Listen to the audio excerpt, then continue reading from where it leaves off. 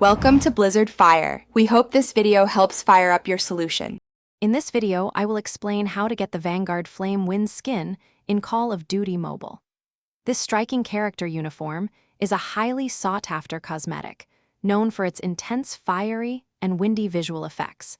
You can typically earn this exclusive item by participating in specific in-game events, which offer unique rewards for dedicated players.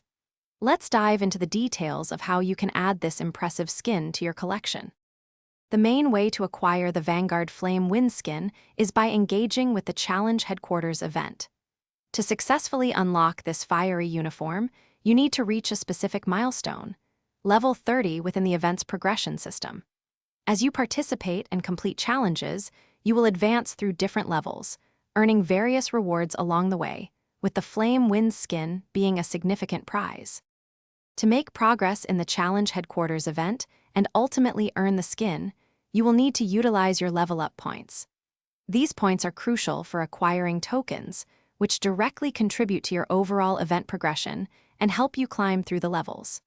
Focus on completing daily and weekly event activities to maximize your point gain and accelerate your journey towards level 30.